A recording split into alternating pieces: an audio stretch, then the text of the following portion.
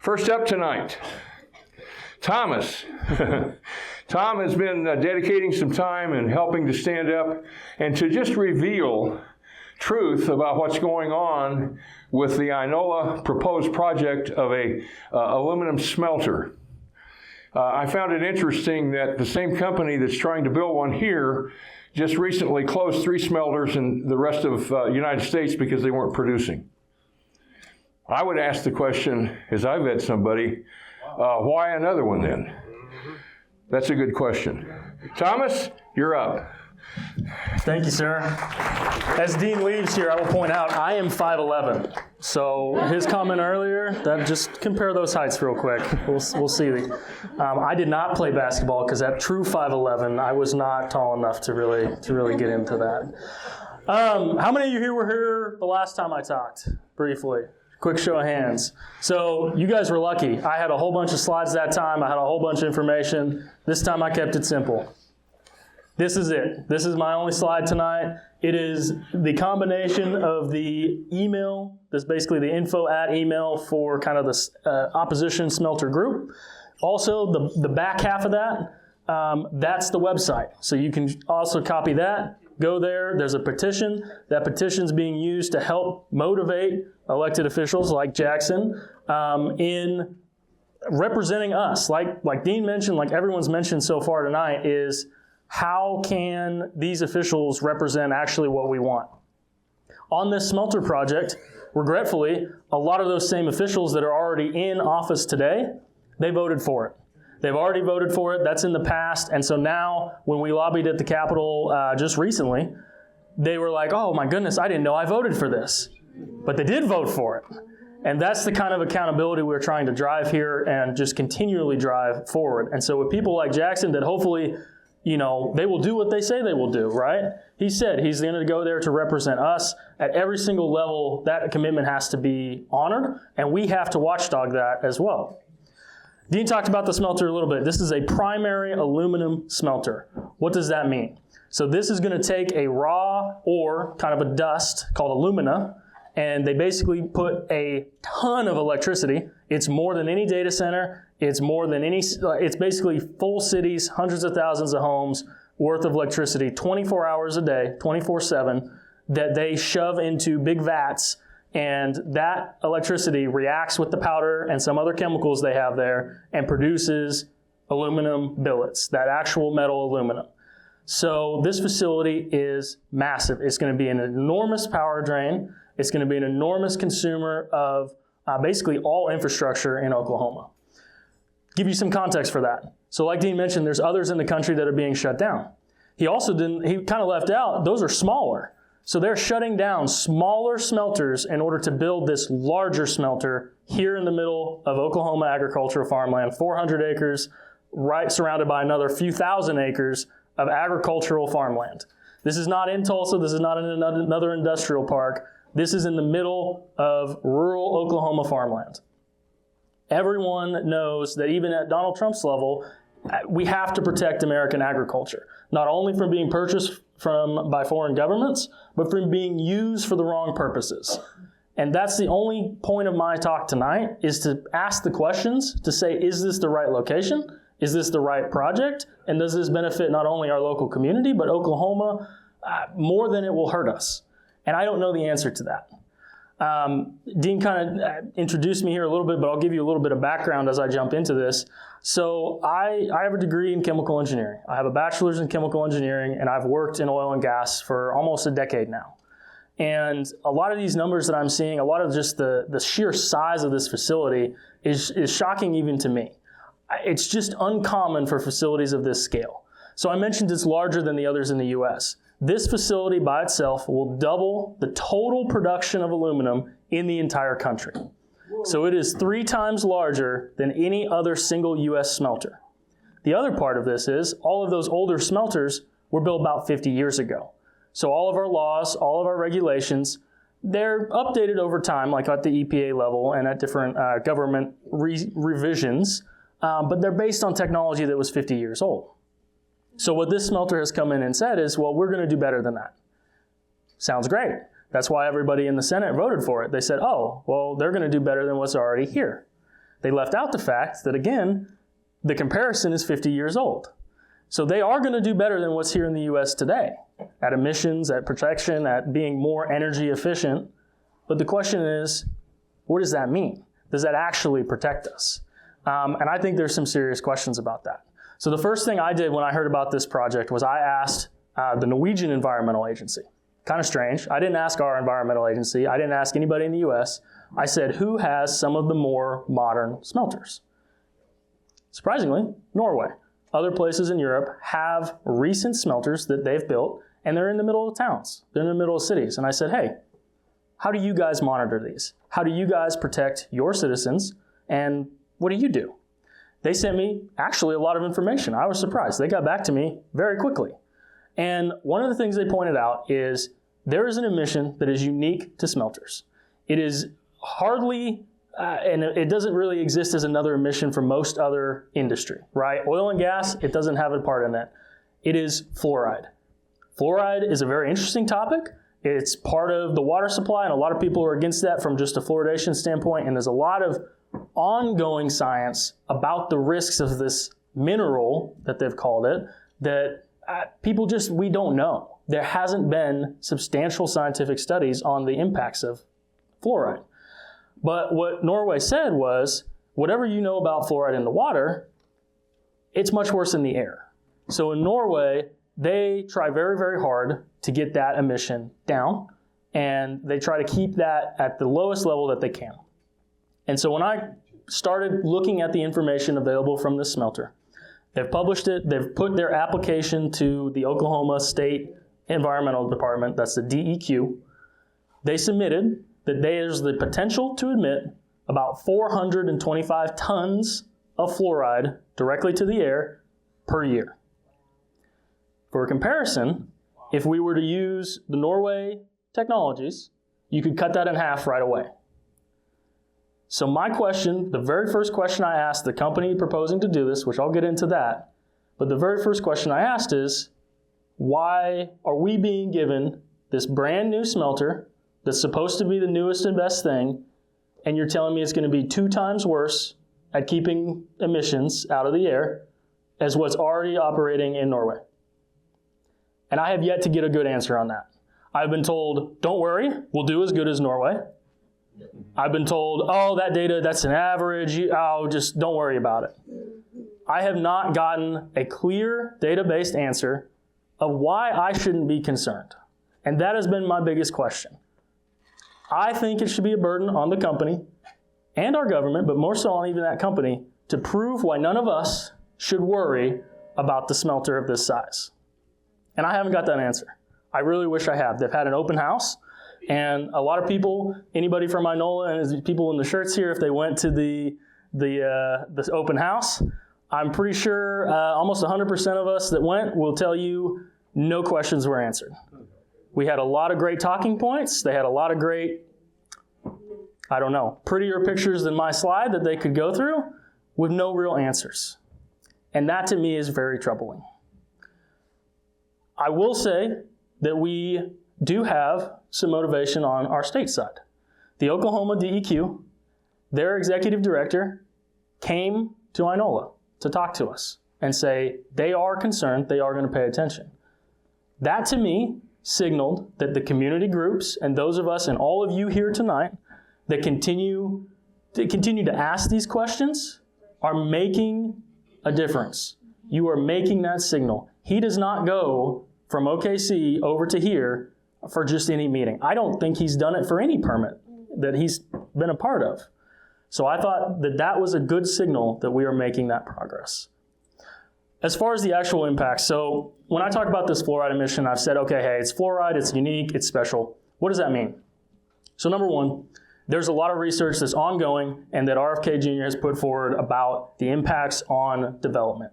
So one of the things is fluoride is a very reactive, very absorbing chemical. So when it's emitted and if somebody consumes it, it gets absorbed. For children, that can be very dangerous. So the thing that fluoride attacks initially is it attacks your bones. So it can be absorbed and it basically causes osteoporosis. It causes bone decay depending on how much fluoride you have over time. But for kids, that also impacts their brain development. So there's a big chance that having a school, the Inola High School and Inola Elementary School within 3 miles is probably not a very good idea for this smelter. The second thing about fluoride, which is kind of unique, is it gets absorbed into plants. It gets absorbed into grass, into soil, and who does that impact? I mentioned earlier, there's 1,000 acres of farmland basically around this smelter. Within 10 miles, there's probably 60,000 head of cattle. Who eats the grass that's been basically impacted by this smelter? Well, we're not eating as much of it, so it's definitely cattle. Cattle, livestock, animals that are raised are consuming this at a much, much higher level than what a human and person is going to be consuming. The closer you are to the smelter, you're going to start seeing those risks. And in talking with our state, Oklahoma State Veterinary Department, it's hard to test for this. It's a mineral. It's not like a lead. It's not like something that's a heavy metal that they can detect, which this smelter also outputs hundreds and hundreds of tons of that. So that's also something to keep in mind. It's not just this fluoride. But the reason that it's so hard to detect is, like I said, it's a mineral level, and it's causing these issues, this bone decay in livestock, and you really can't detect it until it's too late. And so what we have kind of been pushing for as a community group and as people asking these questions is, number one, how can we ensure that not only are they going to comply with the law, but how are we going to enforce beyond that? How is there going to be some way to hold them accountable for complying with something that makes us safe, not just something that meets the letter of the law? Because like I said at the very beginning, they will meet the letter of the law because our regulations are a little outdated. So it is important to have that enforcement. And one thing, the town of Inola, the city council of Inola, like a couple people mentioned, you don't notice how important your city council is until you need them. They are helping, so far, it hasn't been enacted yet, but I'm hopeful, a Citizens Advisory Council, a CAC, or a Citizens Advisory Panel, a CAP. The purpose of that organization is it's advisory, it can't enforce, it can't fine.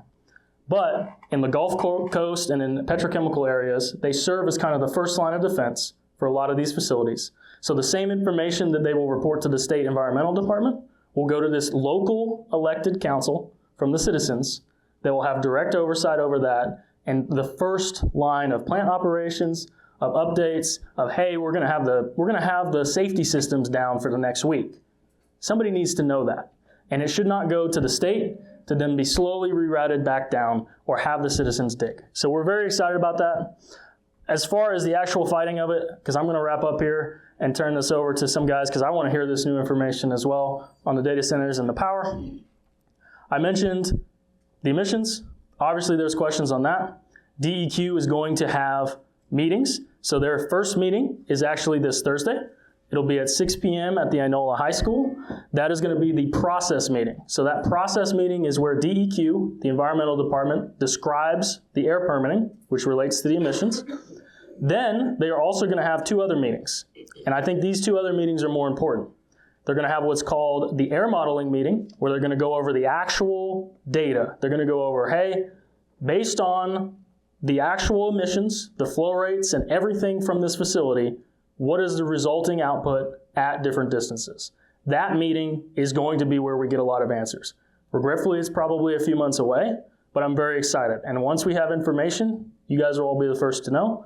And the second one is they're going to go over what's called the best available control technology.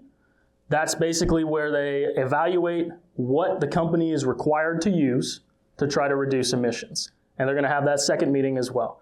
No times on those 2 yet, but hopefully Thursday we can ask them that and get some more details. But all 3 of those meetings will be directly from the state about this smelter, and hopefully we can get a lot of detailed information.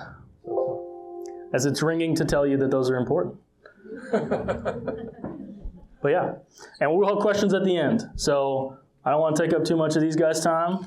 Thank you all. Cheers for Tom. Next up has been Bullard. I just met him tonight. He's been fighting up in the northeast part of the state, because they've moved this project of a power line, high voltage power line, that would put many other projects all across. It's not just a power line coming down through space. It's to put many, many industrial projects that could endanger farmland, take over farmland. And if you looked at the United Nations plan, 2030, they had to revise to 2016 when they said they wanted to eliminate 90% of the human population. They want to eliminate basically 100% of the Oklahoma population. Get rid of it and just have these fixtures here to take more control of our economy and our land and make it an Islamic state. I'm totally opposed to that. And I'm going to fight with all my power to keep that from happening. Ben Bullard's going to explain the power line project next. Thank you, Ben. Thank you, Dean. All right, so I've got a few slides. We're going to be able to work through this nice and easy. Hopefully you guys can all just stay on point. We will be able to go back and forth if anybody has anything. And so, Protect Rural Oklahoma. So I want to start off with a little bit of personal background. My name is Ben Bullard. I'm a Craig County landowner. I have about 635 acres of ranch land there in Craig County with my wife and children. A little bit of my work history. I went to OSUIT to become a high voltage lineman. I did that for about roughly 4 years. And then I went to KMO Power and was a substation technician for them for about 9 years. Then I went on to the city of Miami, was a lineman for them for a few years. Then now I'm self-employed. I'm still a part-time high voltage lineman at the city of Miami.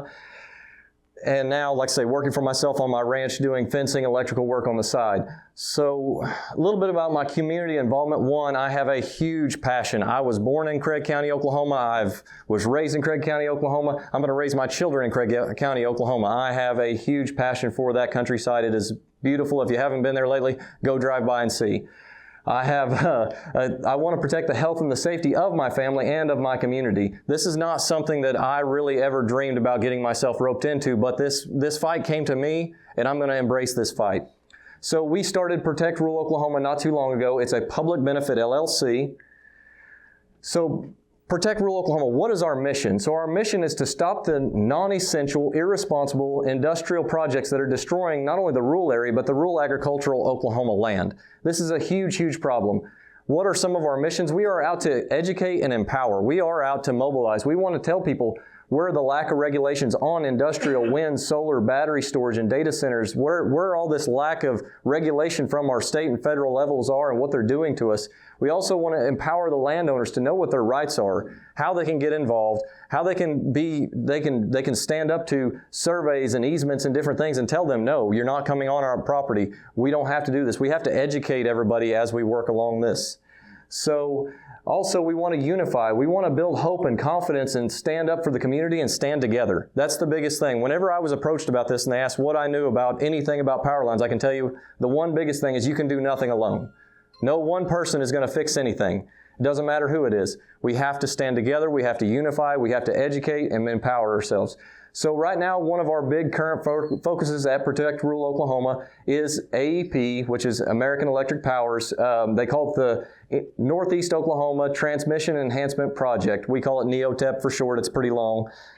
So this NEOTEP project, it's 100 miles of Oklahoma. It crosses 4 Oklahoma counties. It's a 345,000 volt line. That's a pretty big, and it's taking up 150 foot wide right away. That is the swath that it's taking across these 4 counties for a little over 100 miles. It's crossing Washington, Nowata, Craig, and Ottawa County. So the top map is the map that AEP sent out. This project starts around it's a 3-state project. It starts a little bit west of Wichita, Kansas, comes down into Oklahoma, it stops at the Delaware substation, then it continues on, and it dumps out over around Branson, Missouri. So normally transmission lines, they like to go from point A to point B. That is normally they're trying to take the path of least resistance in the shortest distance possible. So one of the big questions that started up in our mind was, why is it dipping down into Oklahoma? What's going on? Well, we have been fighting in Craig County the industrial wind project now for going on about 2 years. And so as we're trying to put some of this stuff together, this stuff is coming at us very quickly. So the top map is the projected routes of the AEP transmission line. The second map down there at the bottom is off of the SPP, which is the Southwest Power Pool. They are kind of the governing entity of AEP in the transmission world. So these small dots represent projected generation that is in their queue to be put online in the next 3 to 5 years. So these green dots represent wind, the orange dots represent solar, the yellow dot represents battery hybrid storage facilities. So what does that look like? That's what this looks like. So these aren't random solar panels and random wind turbines that we just placed on a map. Where those roughly are, those wind turbines, and where those solar panels are leased land across our counties. These aren't projects that are erected yet. These are projects that are on their way. This line, so when you have companies that are coming in bringing solar and wind, they don't have the ability to eminent domain. And this is what we tried to explain to people early on. These private companies don't have the ability to eminent domain. They won't have to. They just have to go get the leases and the leases to put their projects up. The big public utility companies will eminent domain for them. And that's what they're trying to do. They're trying to connect all this renewable green energy and push it on over to Missouri. So this map is straight off of the Southwest Power Pool's queue. This looks kind of crazy. If you can kind of see the small emblem of Oklahoma there, anything that is in red and yellow is new projected 345,000 volt line. The kind of small squiggle that goes from Kansas down into Oklahoma and over to Missouri, that is the Northeast Oklahoma Transmission Enhancement Project, that 344,000 volt line. But all these other red and yellow lines are all new 345,000 volt lines. The purple and yellow are 765,000 volt new projected lines that they are wanting to put in across the state. This is what Oklahoma is fixing to look like, folks. It's a very big deal. We started this as a very small thing, wanting to protect one county, and then as we grew and as we learned, this is a lot larger scale project. This is a lot bigger deal. So how are local residents impacted when it comes to these high voltage lines? Immediately, your property value decreases. Immediately, that comes right off the top. There's no way you can take 150 foot right away. You got anywhere from 80 foot to 130 foot towers, and these lines coming across your property, and it's not going to devalue it. That's just right off the top. The second thing, what I consider, is the property diversity. So if you were planning on building a barn in a certain area, or eventually building a house on your property in a certain area, when they come through with that transmission line, that completely takes away from anything that you can do within that right of way. So your land is permanently damaged. You know, if you are someone that enjoys recreational and anything like that, all the trees and all the vegetation is going to be completely cleared out for 150 feet across from one end to the other of the property. So you're going to increase your electric rates. That is a very big deal. So this project is about, just the Oklahoma portion of this project, I believe it was about $450 million. That will be dispersed over the Oklahoma AEP ratepayers. That's the way this works. And then obviously you got some potential, you have potential to be exposed to health and safety risks depending on your proximity to this line. I don't really want to discredit that, but there's a lot of, so it's very sad to say, when it comes to animals, exposure to these high voltage lines is very conclusive. They'll tell you that it's damaging. When it comes to humans, they like to say it's inconclusive. There's not enough data and study. I don't know how you can have a mammal that you can definitely tell it has a problem, but you can't tell me that it's a problem for a human. So I'm a kind of person, I do not like to just come with problems. I don't like to just throw fits and raise my voice. I like to come with solutions. I like to come with alternatives. So one is we need to build energy where the demand is. We do not need to continue. So what happens is we are just putting out this generation in areas that it's not needed, and now we have to transmit that power to somewhere it is needed. And so we need to be putting generation where the demand is. If they're saying that a winter storm back in 2021 and 2022 created this demand for energy over in southeast Missouri, put a power station in southeast Missouri. You don't need to pump power across 3 states. Next, you have the ability, if you are going to have to push power from these 3 states, there's already existing right-of-ways. There's already existing lines. You can make them better. You can add circuits. You can do things. They have the ability to use existing right-of-ways. They just don't want to do it. It's a lot easier for them to just build a new footprint and take over more encroaching on more people and more land. So how does this break down? So what happens, what the overall picture is SPP/FERC, your governing entities, they have allowed industrial wind, industrial solar to just spread out and get land wherever they can, get leases, and wherever they can develop these projects in low populated areas where land is cheap and there's no regulations. So then what happens? Okay, well, once you have this energy start to come online, now we've created a different problem, because when you have solar and wind, what that does is it only creates power during certain times. If the wind is blowing, you've got a lot of power. If the sun's shining, you've got a lot of power. Well, that's not always when there's a demand. So when you have power without a demand, they call that congestion on the line. We've got congestion. We need to move this power because we have this power. We can't store this power. We've got to push it somewhere. So you have one problem. So the next thing that they have to do is these utility companies, AEP, it doesn't matter, GRDA, KMO, we've got to move this energy where there's a demand. So now we have to come in an eminent domain, areas that have nothing to do with anything, to push this power to some area that we're hoping can use it. So you've created a problem. You got to create another problem to solve the first problem. Then you come into the third problem, which is data centers. Data centers are a big topic right now. They're spreading like wildfire. They're coming across here, and they are stopping in places where there is plenty of power and resources.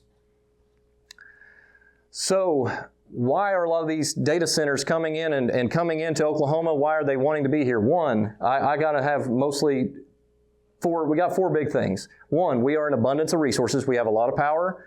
We have a lot of water. We have a lot of cheap land. So we have abundance of resources. We have cheap land. We have a lack of regulations, and we have a lot of tax incentives. And I like to just call it my historical evidence or whatever. When it comes to not having enough regulations and you having a lot of problems, I like to bring up medical marijuana. Okay, we all know what happened with medical marijuana. There was hardly any regulations. They turned it loose, and like wildfire, you saw a lot of foreign money come up and buy a lot of great old farmland, which jacked the price of land up. Well, what happens? All of a sudden, 2 or 3 years down the road, the state realizes this is a train wreck. We need to have more regulations. So now they start adding regulations. Now what do you see? A bunch of abandoned, trashed farms all across the state.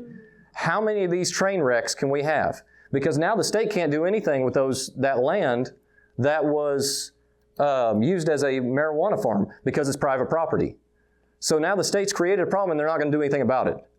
And you can only have that many train wrecks so many times. We've got to stand up and we've got to stand forward now before we're going to be in a place we can't ever get back out of. So how can we help stop this transmission line? We need to start engaging. That's the whole point of this meeting, is starting to engage. Engage. Whether it is your Board of County Commissioners, whether it's your state reps and state senators, whether it's your Oklahoma Corporation Commission, which is where we're going to be battling as soon as AEP puts in a permit for a certificate of authority.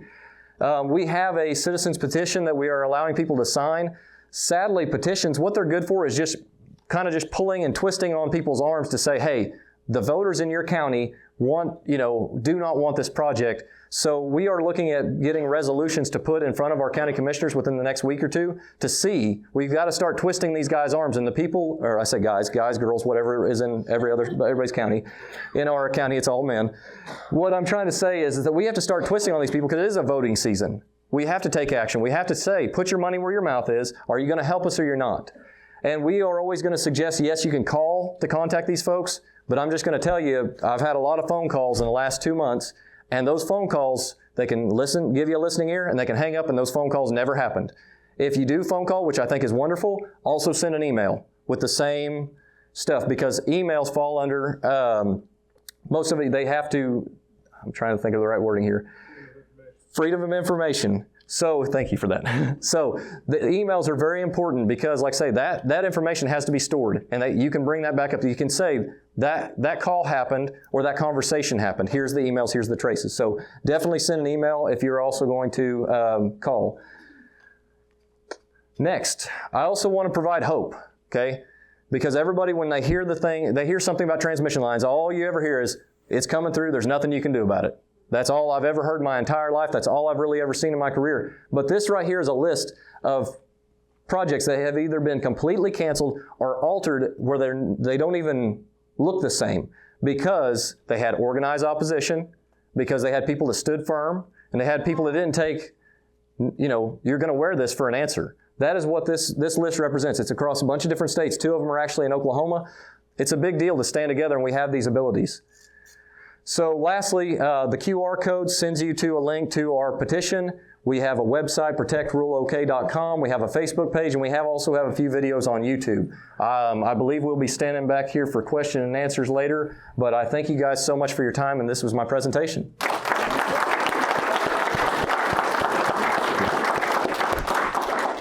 We have one other presenter tonight. He's going to talk to us. I'm surprised he's not got an orange jumpsuit on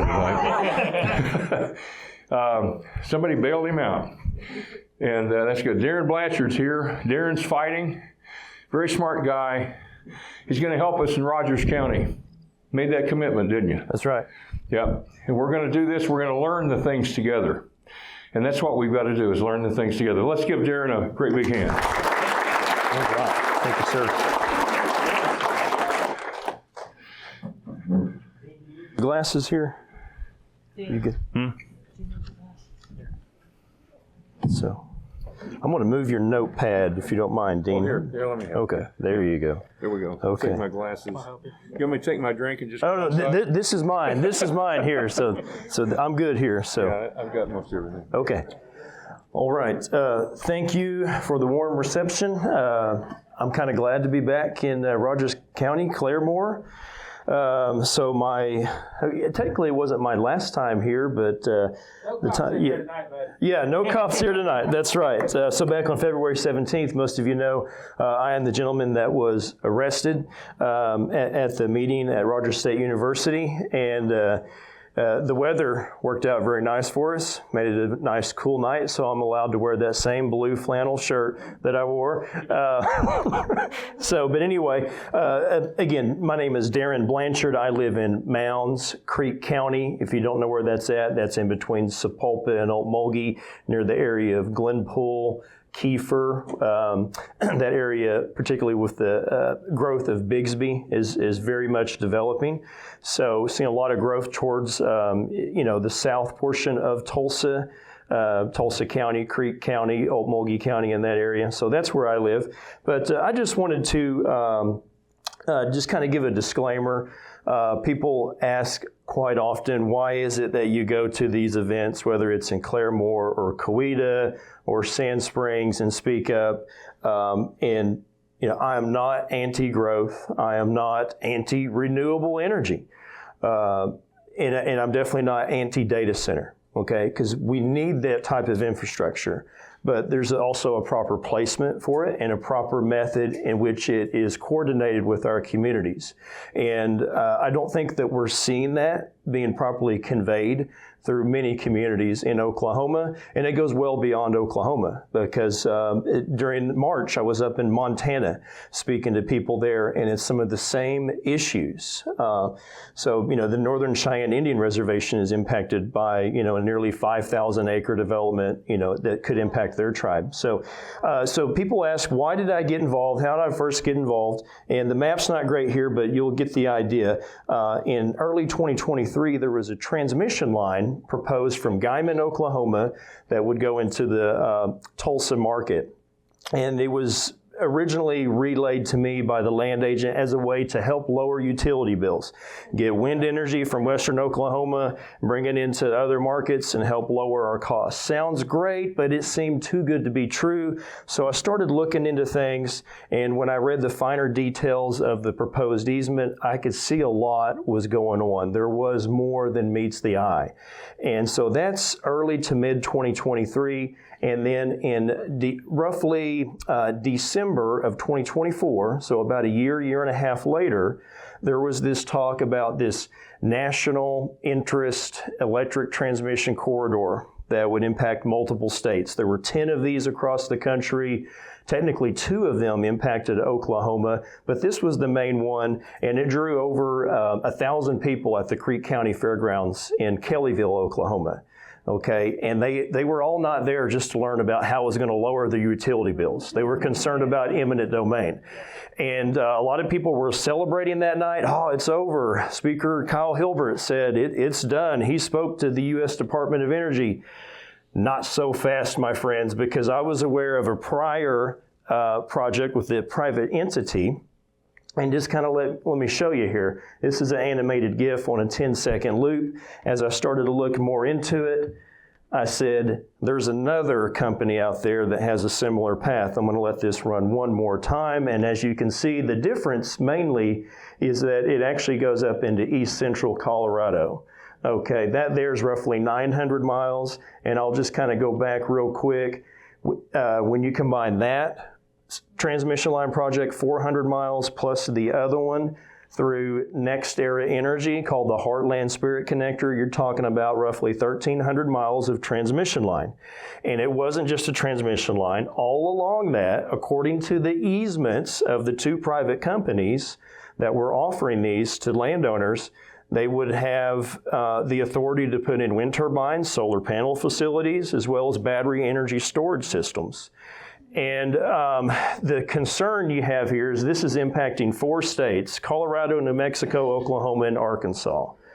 And it would result in a lot of eminent domain because now you're getting this idea of interstate commerce. Okay, that would allow some of these private entities a merchant transmission line to allow for eminent domain. And so what was the big driver of this? You have to have what's called an anchor customer, because most people don't want this. It's a square peg trying to go into a round hole. So essentially, what you have, that's going to be the main benefactor of this energy, are going to be your data centers. So all along that path, whether you're talking about in Coweta, or you're talking about in Kingfisher, okay, or Piedmont, rather, there are plans for data centers to be placed there, okay? So, my property wasn't going to be subject to a data center per se, but it would be subject to a transmission line. So that's why I stood up. That's why I started to get involved, because I could kind of see all the externalities that come with this type of development.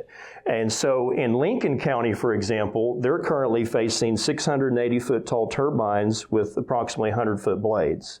Now, I don't know what's being proposed, north of here. Are those more like 600 feet, 540 feet? I'm not certain, but in Lincoln County, we've seen the spec sheets. It's the area of Chandler as you go towards Oklahoma City. The north half, that's what they're faced with. And throughout parts of the state, you're looking at multi-thousand acre solar projects. In Porter, Oklahoma, that was a 4,900 acre development, which is Wagner County. Council Hill, which is Muskogee County, that's a 4,500 acre development. Just to the east of that, there's one in Wainwright. That's another multi-thousand acre development. In Summit, all Muskogee County, there's another multi-thousand acre development. And comes with that are these battery energy storage systems. Because wind and solar is excessively produced, it creates congestion on the transmission lines. And so the battery concept sounds great, but the problem is the utility scale batteries can only store energy for 4 hours. And the concept is called price arbitrage, basically buy low, sell high. So a data center, for example, can store energy into a battery that's on site. It's excessively produced from solar panels at 2:30 p.m. They can buy it at reduced rates, sometimes negative rates, meaning they get paid to take it. 4 hours later, when the demand is up, the price is up, they can turn around and sell it back to the grid. And that's one of the unique things about Oklahoma is we have Senate Bill 480, which went into effect July of 2025. That's called the behind the meter legislation. So that's one of the things that is a little bit concerning to me is a lot of these projects we're funding through rate hike, and we're not getting the benefit of it. There's someone else, okay? So I just have concerns with that. We all know about the cost of utilities, okay? Whether it's electricity or water, there's concerns there. Yes, on the federal level and on the state level, we have some action working to help us as ratepayers, but a lot of things that, one thing that people don't take into consideration, what does this do to the overall cost of food? Okay, we mentioned the impact of, I think the term there is bioaccumulation with fluoride. How does that impact cattle? Okay, when you're taking several multi-thousand acre pieces of land, whether they're in production or they have the potential for production, what is that going to do to the cost of food? That's one of my biggest concerns. What is that going to do to available housing, affordable housing? Food and housing are both measures of national security, as are data centers. But, you know, I think there's concerns when you're trying to have this massive rollout of essentially a data center in every county, sometimes multiple data centers in each county. That is going to have an impact on, again, our grocery bill and available housing. Again, both measures of national security. It's a de facto tax. That's what I don't like about it, is we end up paying for that. Everybody wants to point at Pryor, Google, Mays County. Let's talk about that. This is going to be awfully small. You can look it up. But the city of Pryor had a $900,000 budget shortfall in September of 2024, not that long ago. The county, Mays County, had a $5 million budget shortfall in July of 2025. There's not a news article on that. So, you know, if it is so great, and yes, Pryor Public Schools, it is very nice. However, they just had a bond for $98 million. Okay, so Google's not funding everything. So let's get that misconception out of the way. That video is not working, but that's okay. We can move on. Maybe. There we go. Let's see if this video works. No, it's not going to. So that is a video based. The concern I have with solar projects across the state is going to be what's stormwater runoff. So these developers, what they'll do is, and again, multi-thousand acre project, whether the one in Pryor that I had a video of, it's just had a video of one section, which is 640 acres of land. I have 5 videos that show a 3,000 acre development. The developers come in, they strip the topsoil, they store it, and the idea is that once construction's done, they'll return it. It's an idea to reduce compaction. But the problem with that is it's going to take approximately 3 years for that vegetation to become rerouted. So you can look at videos in Texas, in Virginia, portions of North Carolina too, where you can see a lot of erosion. And that's one of the biggest concerns, because you have what are called non-participating landowners. Okay, they're the ones that didn't sign up for it. They're impacted. What's going to happen to them? So they have a legitimate argument in this debate. So I just want to show you, this is mapping from the Southwest Power Pool. Again, I had a video of one, it didn't come up, that's okay. On the mapping, you can see a purple dot towards the bottom, and then 1, 2, 3, 4 orange dots. The purple is a battery energy storage system. That's about 20 acres of lithium-ion batteries. And then the 4 are multi-thousand acre solar projects. Okay, so that spans over a wide area. And so just to count them out, you've got 1, 2, 3, 4, and 5 energy infrastructure projects in Mays County. But as the great Billy Mays said, but wait, there's more. Okay, and the initials of baking soda, okay? There's more of that. So I just want to kind of, these are new in addition to the other ones. So at the very bottom, you'll see some yellow dots. That's actually a solar power plant and a battery energy storage system. So those count as 2. So you got 2 and 4. And then we'll count the batteries off, which are the purple, and again, the orange is solar. So, and there's 2 batteries kind of clustered there together. And when this comes to fruition there'll be 13 projects. 5 plus 13 is 18. So in Mays County alone, to make this data center operation work, whether it's just that one site in Google or there's another one coming online that we don't know about, I think there is, there's 18 energy infrastructure projects either in development or in the queue, okay? And a lot of that's going to be afforded by ratepayers, okay?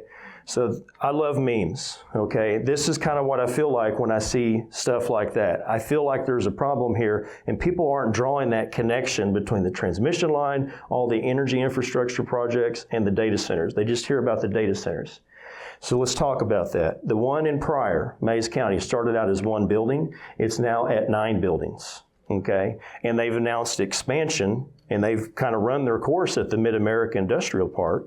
And they're having to go into the Choteau-Maisie district, plus they've got a development in Sand Springs. One's under construction in Stillwater. That's going to be 6 buildings when it's all said and done. And they've got one in Council Hill and one in Summit. So kind of the question I have is, when does it stop? Okay, that is the biggest concern. When is enough enough on these data centers, okay? Because again, there's a big impact to the cost of our food, a big impact to water. So let's focus in on water. These numbers here come from Google itself. It's their environmental report. That's the 2024 report showing the 2023 data. 815 million gallons. That's the amount of water that was consumed. They withdraw from the source over 1 billion, and they return, I believe it's to the Neosho River, about a quarter of that, okay? So in the following year, similar figure, just a little bit more. 833 million gallons that's consumed, okay? That's a lot of water. That's one data center operation. To kind of give you some other figures on the daily perspective, that's somewhere north of 2 million gallons a day. Okay, and all of these developments are looking at using evaporative cooling techniques, such as that one here. And you hear a lot of banter about this idea of a closed loop system. It's going to be air cooled. That's great.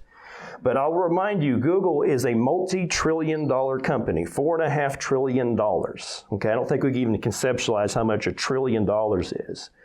If they can't figure it out in Pryor, Oklahoma, what makes you think some of these other guys like Bill Infrastructure, parent company Blue Owl Capital, what makes you think they're going to be able to figure it out? Okay, that's the concern I have, because cooling to a data center in Oklahoma is there's a limiting factor. It's called high heat and high humidity. Okay, Tiger Woods said this was the hottest place he's ever played golf at the U.S. Open at Southern Hills. And so an air-cooled system will work in Tucson, Arizona, okay? But it's not going to work in Northeast Oklahoma when you have that ambient humidity, that exterior humidity. It's a limiting factor, okay? I said I love memes, okay? So that's how I kind of see this, okay? We've got a house on fire. We got somebody saying this is fine. Property rights. Who am I to say in Mounds, Oklahoma, that someone in Nowata County can't sign a lease to put a turbine on their property? That's a fair argument. The problem I have with that is, why is it that I and some of you are also paying for that? Okay? Because in my opinion, if you were to just completely eliminate all of these, what are called production tax credits at the federal level, we wouldn't be seeing a lot of this stuff. Okay, there'd be some of it, but not to this extent.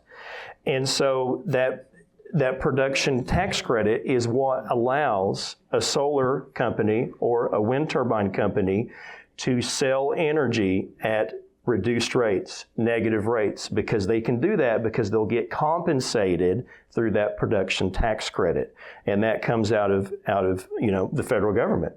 So, and then too, there's issues about how this impacts our property tax values, particularly with the data centers and some of these energy infrastructure companies. But I'm going to come to a close here pretty soon to kind of recap on what Ben had to say to bring it back home. There's that transmission line, and to use that same mapping, and there's some of those energy infrastructure projects. The orange is solar, and the green is wind, okay? Keep in mind on wind, a lot of times those spread over multiple counties. And so I think there's 8, I can't remember how many is there, but there's close to 16 that's there, okay?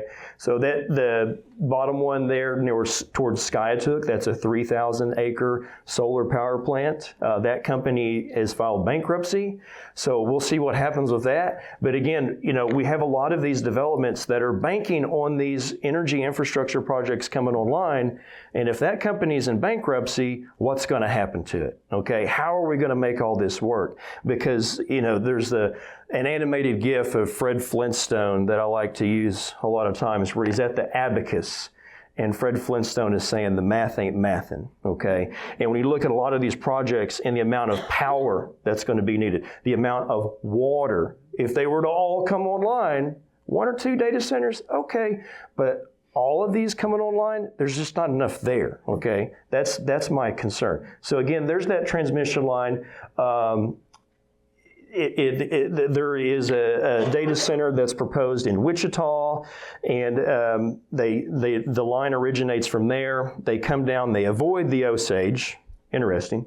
And then they swoop down into Oklahoma and then go into Missouri. And so, it's, again, they've got an anchor customer. It's going to be the data centers. And so that's probably the purpose of this, because it's not going to help lower utility rates. If anything, it's going to increase them. I don't think the video is going to work here, no. But no, I was on Channel 6 back in December of 2024, and I just had the question of, why do you need to intersect, and this is about the Cimarron Link transmission line, why do you need to intersect my land when we already have an existing transmission line just to my south? They're like, why can't you use that line? Use existing rights of way. They can reconductor a lot of those power transmission lines. They can use railroads. They have rights of way that they could share, and also with the highway. Just to kind of give you an example, that's an interstate in Georgia, that little area there. That's basically useless land. There's not a whole lot we can do with it, okay, other than putting tractors on there to mow it and leading to some, potential accidents. In the United States, the lower 48, mind you, there's approximately 130,000 acres that we could utilize for that. That's a 1 megawatt facility, and we can string the transmission lines by using existing rights of way, the interstate and state highways. Novel concept. I kind of close with this right here. Charity mentioned it. Talking about sovereign states. E pluribus unum. 13 letters of Latin, which represent the 13 colonies. Right now, we have states in litigation with one another, suing each other over water rights. Nebraska just filed suit with Colorado. And right now, what I'm facing is my rural water district is looking to be annexed by a neighboring rural water district that's looking to supply water to a data center. So you're having a lot of this, takeover, cities annexing land 8 miles out of the area, like in Sand Springs. And so what that translates to is out of many one. Okay, when we have states filing litigation over one another, and those just don't happen in 6 months as far as the end result. Those are going to take years, multiple years, before you finally get a settlement. And it's over water. It's over water. Think about that. And so there's been a lot of articles written about me since my arrest, and this was just kind of from a freelancer, sort of like a Substack author. And I read it, and I was like, man, that dude hit the nail on the head. The resistance is the signal that alignment never was attempted. When you have a city that is operating under an NDA for 2 years and can't announce that to the public what's going on, and there's all sorts of deals going on, they didn't attempt alignment. That's why we have the resistance. Why can't we coordinate a plan on how everything needs to be done? And so if you want to get in contact with me, that's my email, phone number there. You can scan the QR code, you download the card, or just take a picture of it. But Darren, I have a question real quick. Yeah. What is there on the truth of these investors supposedly be backing out of Blue Owl? That's been a little bit of a hype that we've been reading about. There's a lot of investors backing out. Yeah, I think we'll get to it in the Q&A. But there is a bubble. It's just a matter of when's it going to pop, right? So I don't want to say too much on it right now. But yeah, there's a Q&A. So that's it. All right. Yeah. Thank you, man. We're going to have all, Jackson, if you want to come up here and participate in this too, you can. We're going to have the 4 speakers up here. And anyone that wants to ask a question of any one of them or all of them, come to that microphone right over there. And you guys come on up here. And you're going to you're going to stand right here when you speak, because this is going to record you. And you're going to use this microphone here and that one. Okay? Yeah, put it right there. Who's first? Who wants to have the first question? I do.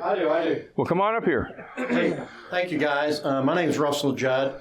In regard to the smelter thing, you spoke with, was it Norway? Is that Yes, correct? sir. Yes. And how long has that plant been in there? That's a good question. It is more modern. I don't know how long it's been in there. It's been Less in there, than 10? I don't know. Oh. I know that it's been in there long enough that they're the only people that really have any recent studies. So I think they have like a 5-year study out of there on the livestock impacts, which is where I got a lot of the information. And that has to do with my next question is what, No. surely if they've got negative impact, if they've been there long enough, that can be accessed? That's a great question. So we've talked with DEQ. I've personally met, like I said, that executive director came out, shocked that he showed up, was not expecting him. But the limitations, and we talked a lot about, okay, there's more regulations we need and less regulations at the same time. So the regulations that Oklahoma has, state law, limits what the DEQ can use as a resource. So they're limited by U.S. law and U.S. statute, which focuses you to U.S.-based technologies and U.S.-based comparisons in the vast majority of circumstances. That meeting I mentioned, the BACT meeting, that's one of the times that we can bring forward these technologies from Norway. I've shared that with them. They've said, hey, yes, we're going to look at this. But they're hamstringed by state statute on what they can consider. So yes, they're going to look at those other technologies, but there's limits to what the U.S. government is allowed to say is required. I don't know if that answers it. It's not a great answer because I would prefer if it was just the best available across the globe. That's not how the U.S. looks at it in law. And if we can't get the information we need, then we can't make an informed decision. Well, so what the DEQ is going to do is they're going to base their permit, which is what they're going to have for the facility to operate, right? The legal permit is going to be based on what the EPA sets. And regretfully, what the EPA sets is based on these 50-year-old smelters that we've closed them all. So everyone's like, oh, the particulates and everything have gone down. And it's like, yes, because we've been closing them year after year after year. So yes, there's obviously less damage to the U.S. But yeah, I don't have a great answer to that because they're just why were they limited. shutting them down? Power costs. Exactly what these guys are talking about. Power costs is the majority reason that smelters are shut down in the U.S. And you mentioned that the power that it takes. It's a little over 1,000 megawatts, and I don't know. You guys may have the data center number offhand, but You're right on that. it's enormous. What does that mean to us? Out here? We don't So know what that 100,000 homes, 200.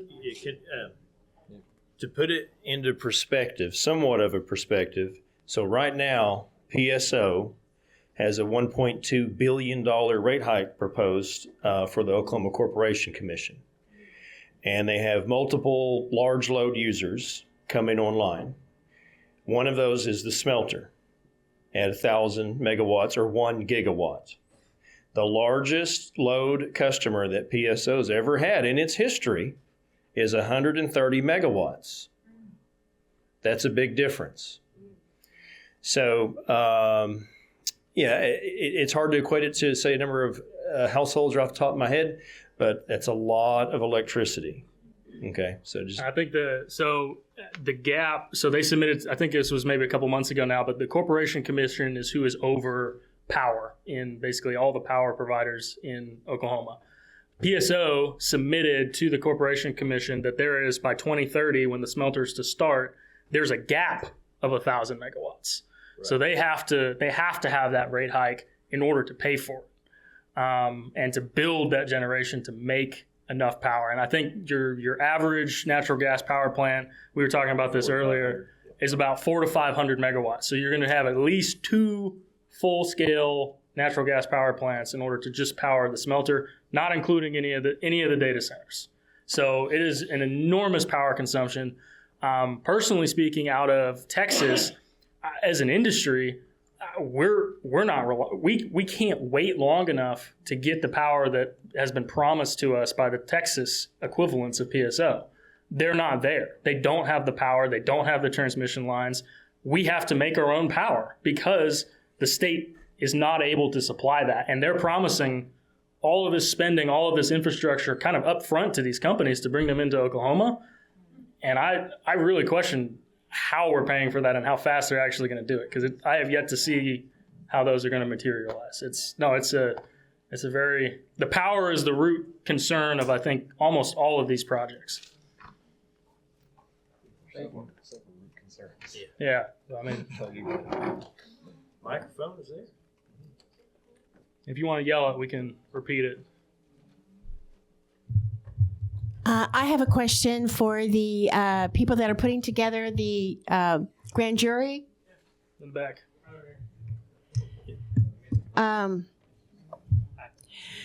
So what is the progress on that? Okay, so Payne County has one that started a couple weeks ago, and Tulsa County, we sent ours in the 10th of April, and the Judge Gooten, which is, you guys can go look up this if you want, they tried to assign the grand jury petition to a judge who's been dead for like 11 years. And so we sent notice and affidavit, the people that went physically to petition, BJ, you were there, they went to go hand deliver to Gooten, which they were told they were going to be able to deliver to the judge. The judge wasn't there, so they told them to put, the clerks had told them to put it in his inbox. And then as it shows up, populates on OSCN a couple days later, it's assigned to this judge who's been dead since 2015. So they sent in affidavits saying, hey, this is what happened, guys. You need to assign this to a judge who's not dead. Next day, they assign it to Judge Gooten. Judge Gooten doesn't really want to touch it, so he signs a motion to quash the grand jury petition, which is very questionable. So we just today, one of the members of our group went down to Oklahoma City and appealed, which is going to be a very simple appeal to the Oklahoma Supreme Court. So this will be on Dustin Rowe. We have sent notice and affidavit to Dustin, who is the Chief Supreme Court Justice. So he has knowledge of what to do with this and how to deal with the grand jury. So in Oklahoma, I'm trying to keep this really, really quick. In Oklahoma, if you look at the original text of the original 1907 Oklahoma Constitution, it's going to say that 100 signatures of resident taxpayers can petition to convene a grand jury, and the district judge shall, which is an obligation, to convene that grand jury.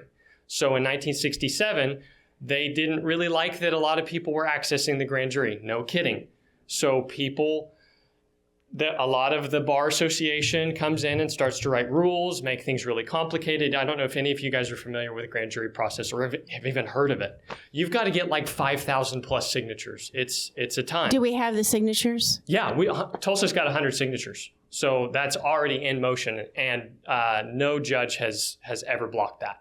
So that is anybody in any county's right in Oklahoma that's secured in our Oklahoma Constitution. 100 signatures of resident taxpayers convenes a grand jury.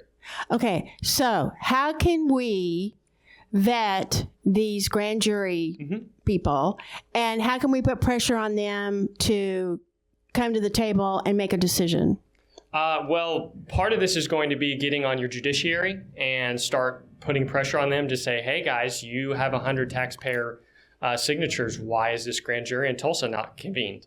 Now, hopefully we'll get 100 signatures for Rogers and Creek and everybody who's around here. That's the goal. That's going to start putting pressure on the judiciary to say, oh, okay, we're going to let this grand jury be convened. So can individuals call them or email them? Sure. And do you have those emails for us to? I don't off the top of my hand. You could probably go to OSCN and find some contact info. Okay. But yeah, absolutely. Start calling your Supreme Court whoever's in your district of your district courts. Start getting notice to them saying, hey, 100 signatures of taxpayers can get a grand jury convened. Send that to whoever's in your circuit courts and start putting pressure on the judiciary. Is there a deadline that we have to do this by? Oh, there's not. It's a petition by right. So this is secure. Just like your right to life, your right to liberty, your right to property. This is Article 2, Section 18 of the Oklahoma Constitution. So it's going to say that grand juries shall be convened. It's by right. So what can the legislature walk in here and do to block your inherent rights? Okay, so do we have a choice who these judges are? Are they vetted, or do we know anything about them? A lot of them probably don't want a grand jury because people have experienced this all over where there's government just running over people. They appeal to judges and they just don't do anything. Okay. So this is where you guys, this is the moment to put your boots on the ground, to start walking out. So tonight, can we get some sort of information from you about who we email? Yeah, you can get your petition. I mean, we've got the petition. I can share with you guys Tulsa's petition. They're showing it. But like I can share with you guys the petition that Tulsa went through. It's for DHS, which is a real hot button issue in all of Oklahoma. Part of these data centers are also on that petition to investigate. I mean, this is stuff people want, right? We're kind of sick of just nothing happening, and we want some action. Okay. So, yeah. I have one other question, and then I'll Sure. This is about the battery storage place that they were trying to put in Inola. I think it was 2024. We quashed that, but was that the purpose of that to put in a data center in that area? Without direct knowledge on it, it's just to meet up future demand. So there, Peyton may have something on. He's raising his hand, but that was a different developer than the one. It was from Texas. PSO. Yeah. So, yeah. But I don't. What's that? The answer is yes.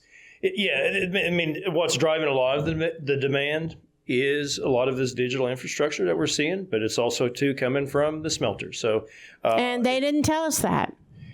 Yeah. So it's anywhere with wind power, you want batteries. Yeah. So basically, it's the batteries are to accommodate excessively produced energy from wind and solar. Yeah. Because it allows those companies to continue to excessively produce it, and they can turn around and sell it at a higher rate. That's great for them, but a lot of these infrastructure projects we fund in the form of a rate hike. So that $1.2 billion rate hike we have right now, there's 3 wind turbines and 3 battery energy storage systems associated with it, plus a couple of other things, but that's in there as well. Okay, thank you. Yep.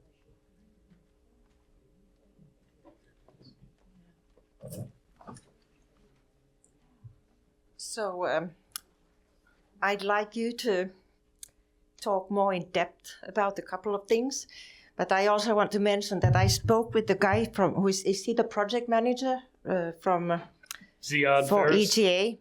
Ziad Ferris. Yeah. Okay. And as a quick aside, so EGA is Emirates Global Aluminum. They are the 60% owner of the smelter. The other 40%, like Dean referenced, is an American company. They're called Century Aluminum. They're the one who has been shutting down other smelters throughout the country. So when Hilka's talking about the project manager, he is from the UAE. He's part of Emirates Global Aluminum. They are incorporating that 40-60 joint venture to a very nice sounding company name called Oklahoma Primary Aluminum, which will be majority owned by the UAE, but they can call it whatever they want. So I just want to mention that I spoke with the project manager, and I come from Finland, you may hear it or may not hear it, but he said that they had tried to go to Finland because they are going to, in Finland there's going to be built at the west coast an aluminum smelter. And I have a feeling that they would never be able to do there what they are trying to be able to do here. That's just but I haven't called the relevant people in Finland here because I have to be up to 1-2 o'clock in the night. So, but would you mind talking about the influence effect on not just Inola, where it will totally destroy the farming community, homesteading, everything? Would you mind talking about the effect on surrounding areas? And it might be very interesting for Jackson also to hear, and everybody. Plus, would you mind talking about the fire station we have in Inola? I'll do the fire station first because that's easier and quick. So aluminum smelting and any industrial facility this size, they're kind of required to have your own basically firefighting and emergency response force in the facility. Now, the issue with that is to fight the fires inside the facility.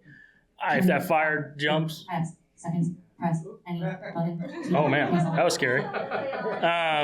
But that fire, once it jumps the fence, is still the county, whoever else in the area's fire department responsibility. So our former fire chief out of Inola, he actually quit over this issue because Inola is a volunteer fire department. So you're expecting a single volunteer fire department to be able to fight the largest aluminum smelter in the country if they had some sort of fire, some sort of issue that spread out. Frankly, it's just impossible for that volunteer fire department to do it. We could seek more money, seek more grants, try to get all those equipment, all the training, the specialized training in order to fight these type of fires. You can't put them out with water. It's a reactive metal fire. It is not going to be put out if you put water on it. You have to have special chemicals. Those chemicals expire, adding again to the budget problems and the costs associated with this on the infrastructure side. But that's the fire issue. On the other side of that, on the wider impacts, I mean, this facility, I kind of referenced the size, the scale. The power consumption alone is massive. Like we were saying, the largest single customer for PSO is probably, a tenth of this, right? This smelter's size alone, if you look at DEQ lists all of their pollutant sources. They call them point source emissions. They have a list that they publish every year. This smelter will top that list. It'll be the highest, largest source of hazardous toxic emissions to air by a large margin. Just on a sheer size scale, from what I can tell, if I just look at carbon monoxide, you have to add up like the top 1,000 other sources just to be equal to the size of this facility. So it's massive. And when Hilco's saying on the wider impacts, we don't know. And again, when I mentioned the studies and how there's power line studies that say, okay, hey, animals are hurt by these transmission lines, but there just happens to not be, right, reference and direct studies on people. It's the same for a lot of these smelter emissions. It's just nobody did the studies. And the studies out of Norway, those are all saying, hey, we know it's pretty bad within 1 mile to 3 miles, but beyond that, there's just not much data. And that's been a real big problem. But I mean, you could easily see impacts further than that. Wind directions, it's 250-foot tall stacks. That's going to be the primary source of a lot of the emissions. And then the roof of the building itself is about 100 feet. And that's where a lot of the roof vents, which let off the fluoride, come from. So it's foreseeable to see impacts a lot further than that. I don't have any solid numbers. My hope is the DEQ in that air modeling meeting, that's the purpose of that. That air modeling is to show you how far this is going to impact people. So we're really counting on that. The public comment for their air quality permit and their air permit is going to be essential. So that'll come months from now, probably 6 months from now, but there'll be 30 days where all of us get to submit comments and take action on questions like this, exactly what Hilco's referencing. I don't know if that's enough detail, but we can go into so many different avenues on it. Really, it's going to be focusing on keeping DEQ on target for evaluating it as strongly and as stringently as they can. Did you mention the incentives? I didn't. We kind of all talked around them tonight. There's probably over $1 billion in different incentives. I know there's about $200 million or more in direct cash kind of incentives from the state of Oklahoma. That helps cover those power costs. They have also said, I think in a couple interim studies, that there'll be a reduced power rate that they'll get from PSO as well. And then there's also all the other tax incentives that they're talking about for kind of like the solar and the wind and the power stuff. All the smelters going for those same kind of industrial incentives that are available at a federal and state level. They got a $500 million grant from the Department of Energy. And they got another $200 million, I think, from a direct TIF from Inola in Rogers County. And that TIF is basically an upfront loan that says, hey, we're going to go build all this infrastructure for you, and then pay us back over time, from whatever the property tax and sales tax is. But it's over $1 billion basically in incentives for this project.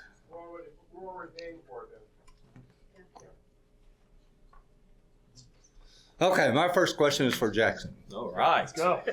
Don't ask me about data centers and smelters. That's these guys. Congressman He was Walmart. against the candidate panel. Yes, very much so. So one thing I've always been baffled about is talking to our representatives in Oklahoma, they don't work together.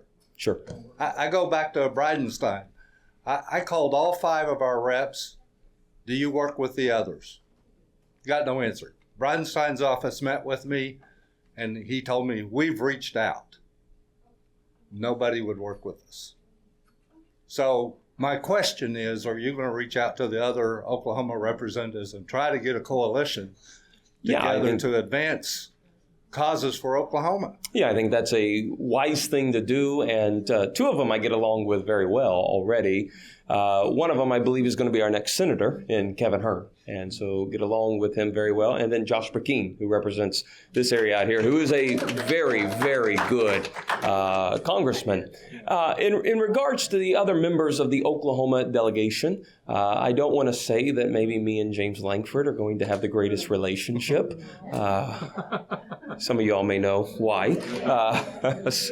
But listen, even with the past relationship that Langford and I may have, we do have a common interest in the sense of we'd want to put, or I say that for myself, I can't speak for him, Oklahoma first, and help advance what our people would like to have. And so I do think there is wisdom, and obviously, it makes sense to work with your own delegation. Why that doesn't happen, I have no idea. Having not been there, I have no idea, but I get along very well with Kevin Hearn, and I get along very well with Josh Burkeen.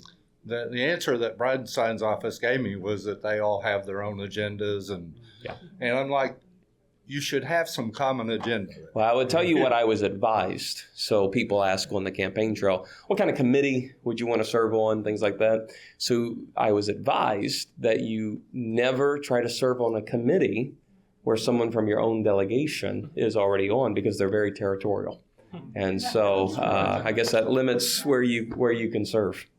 Okay. The other thing I just wanted to bring up, you were talking about windmills, and the idea, here's something that a lot of people don't know, and you touched on it, that all that power that's created by windmills has to have somewhere to go where it's just useless. And the thing that I tell people, I'm an electrician by trade, where are all the battery storage facilities for these windmills all over the place? So they're en route. I mean but they don't exist. They don't exist at this point, no. And so that's where you're seeing the congestion on the system. So yeah, so whether it's solar or wind energy, it's only created when the weather allows it to be created. Right. Unlike your sustainable energy systems, whether it's coal, natural gas, nuclear, those things they can turn those on, and and the one thing that people don't realize is this creates so much more havoc on the grid, because what happens is when you have sustainable energy, they're not a dimmer switch. They're not a light switch. It's not an on and off. These things take multiple hours to come online. They take multiple hours to decommission offline. And so when you're sitting here and you have a plant that's running at 500 megawatts and it's just sitting there stable at a gas plant, and then all of a sudden you have 150 megawatts of wind energy that just wants to be pushed into the system, well, that load has to go somewhere. Something has to happen with it. So what they want to do is your sustainable energy to try and go down, because you have this wind energy that's just trying to be pushed on the system because it's windy that day. It makes a very fluctuating, imbalanced system. And so they're trying to hope by introducing all these battery storage facilities, which is just encroaching on more agricultural land acres, to help mitigate that, and more transmission lines to push the power further out to possible more loads. That they're trying to mitigate, like I say, they're just trying to solve a problem by creating more problems. With that, because electrician, we had training that dealt with the windmills. Now, this has been years ago. But here's the thing people don't recognize. Just because the blades are turning doesn't mean it's generating electricity. Right. There's a little motor in there that can drive that propeller.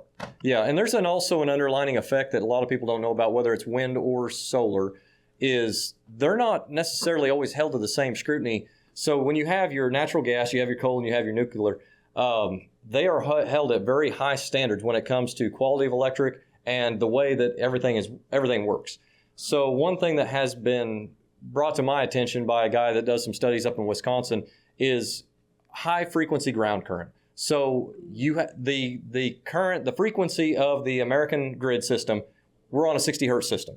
So anything above or below that is not good quality electric. Well, so whenever you have your solar is DC, as it's being produced, it's DC. It has to be converted to AC. Same with your wind. Whenever that turbine is just starting to spin, it's not maybe spinning at the perfect speed to produce a perfect 60 hertz frequency voltage and current. So when that happens, that has to go somewhere. And so a lot of times they have been utilizing the ground system, and they're not actually following IEEE and NESE standards. Well, who is supposed to be making sure that they follow up with these IEEE and NESC standards? Well, it's actually the people that are buying the power from them, whether it's AEP, GRDA, KMO Power, it doesn't really matter, these companies, and they're not necessarily, they don't have a third-party independent study group going out there and double checking and making sure they have the proper filtration system, or they're just not pumping this stuff into the ground. Like I said, there's a lot of issues that roll into some of these things. Absolutely. The other thing, I can't remember if it was Australia or New Zealand, and you touched on it a little bit about overloading the grid system. So this has been a few years ago. I don't remember which country. It doesn't really matter. But the bottom line is they started this whole initiative, being green. So they had hydro, solar, and wind. So before they started all this, they were one of the cheapest countries in the world for electricity. When they got finished, they were one of the most expensive. And here is the problem. They had all these sources, but they couldn't all be online together because it overloaded the system. So bottom line, they only used about a third of what they created anyway. Yeah. So, and it drove up costs because all the people that were getting rebates for solar and all this stuff, guess who was paying for all of that infrastructure? Ratepayers. Yeah. So to use a line that, like what Dean said kind of early on, it doesn't matter what spectrum you're from. I'll use a line from James Carville, Democratic strategist, Bill Clinton's campaign manager. It's the economy, stupid. Right. Okay. So I'll use two examples. State of Florida. They had Next Era Energy. They proposed to their corporation commission a $10 billion rate hike for solar panels and batteries. That's all that it was. Now it got negotiated down to only $7 billion, and that's afforded by ratepayers over several years. And so, yes, the ratepayer pays for a lot of that infrastructure, the transmission lines, et cetera, and use California as an example. So them and North Carolina are one of the two states that kind of pioneered utility scale solar. You know what I'm saying? Utility scale solar. They are actually, those operators of those solar power plants, multi-thousand acre operations, are instructed by their grid operator to shut them down during peak demand or peak production time, 2 o'clock in the afternoon. There's too much energy on the grid. So we pay for all this infrastructure through a rate hike. It's out there to allegedly lower utility bills, but like in the state of California, it's not even being utilized. And a lot of times they have to ship it through the transmission line to Arizona. One utility in Arizona in 2024 reaped the benefit of $70 million. So quite literally, those Californians are paying for all that infrastructure, but who gets the benefit? The ratepayers in Arizona. Right. So again, it just doesn't make sense. And then, like I said, that animated GIF of Fred Flintstone at the Abacus saying the math ain't mathing. Okay. I'll just say one more thing. When you're talking about all of this, whether the energy, the data centers and all this, and you've mentioned the agenda by the WEF, all this stuff, think about what are they wanting that for?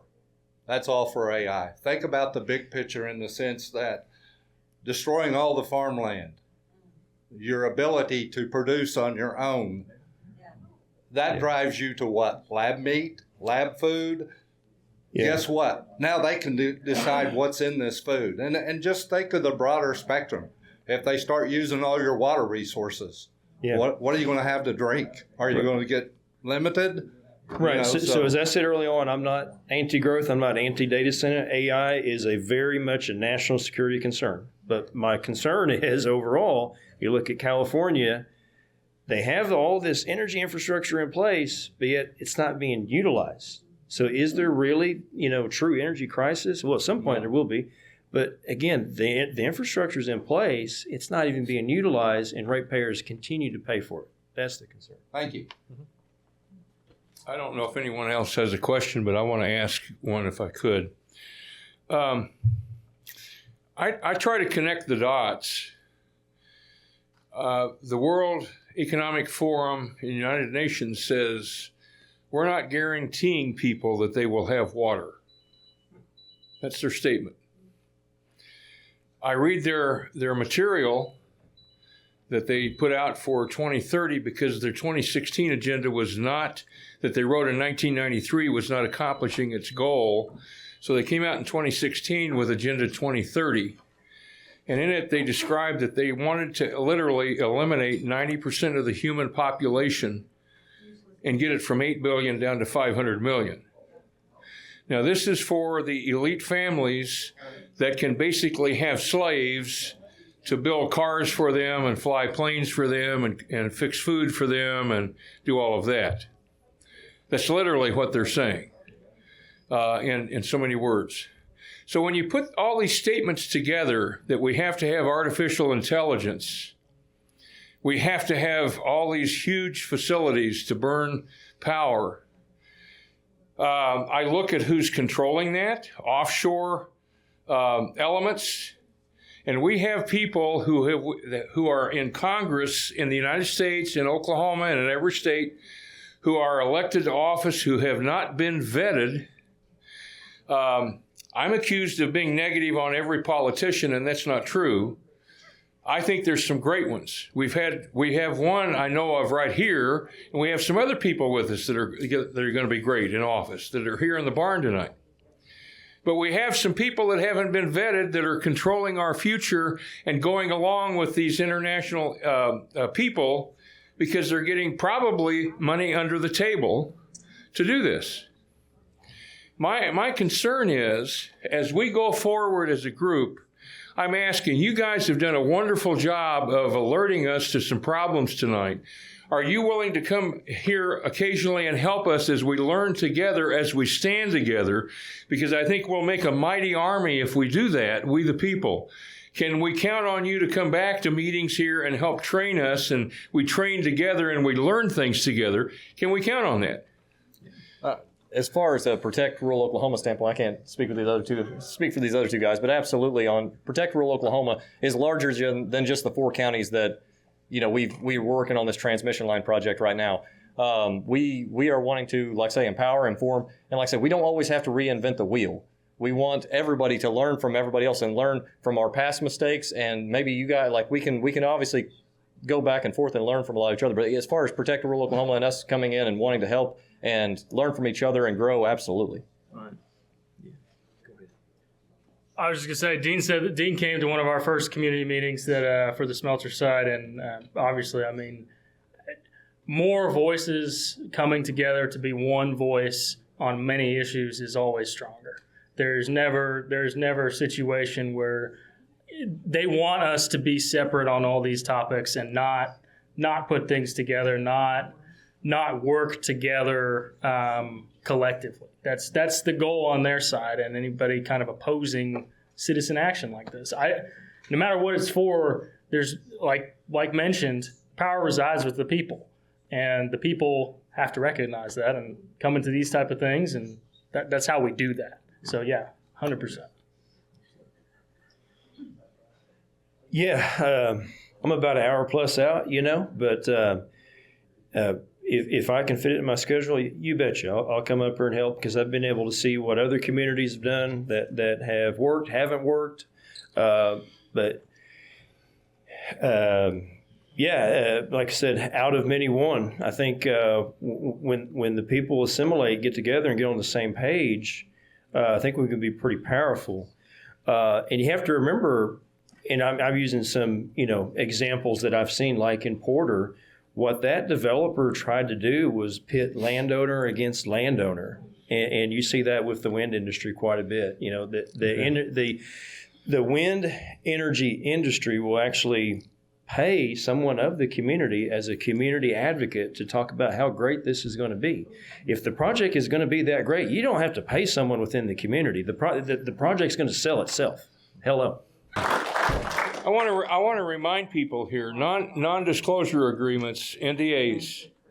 I worked for a company that used those because we did not want our competitors to steal our proprietary information. That's the way they're supposed to be used. But county and city governments lobbied, are you listening? Lobbied, and in 1974, they got a bill passed to change that law that they could use NDAs against you and I, the people who vote for them, and pay the taxes to hide things from us so that we couldn't find out what they were spending the money for until it was too late. So NDAs can be a good thing, but not when they're misused. An automobile can be a good thing until it's used to run over people. You see what I'm saying? We have people that need to be vetted before they get hired or elected. And if they're doing the wrong thing, then we need to learn how to use the appropriate lawful process to get them out of office. And so that we can be served and we can keep the Islamic attacks, we can keep all this garbage of one world government out of here. I'm all for making America great again. Anyone who stands against just that phrase, I don't care who's saying it, if they stand against that phrase, they're not truly an American. So one of the things that we need to do, like one of our framers who first came here and wrote things that helped the early Americans to stand up against the British. He wrote and he said, look, we shouldn't be worried about a war with a foreign power. We ought to be worried about and warring against the people in this country who won't stand up for their own liberty. And we need to be hanging them and putting them away. I don't know if you realize that or not, but that's Thomas Paine who said that and wrote that. He was inspirational for our leaders in the early days because he stood up against King George. We need to be standing up against the authorities and take the power back because we, the people, stand above even the Supreme Court of the United States, according to the Constitution and the Declaration of Independence. Folks, we're glad you were here tonight. We've stayed a long time. We've had a great meeting, haven't we? Yeah. But it's a start. Fill out your paperwork. We meet next month. You're probably going to get an email or a phone call or a text saying, here's our duties, here's the things that we need to be training for. Come back and let's get to work. Good night.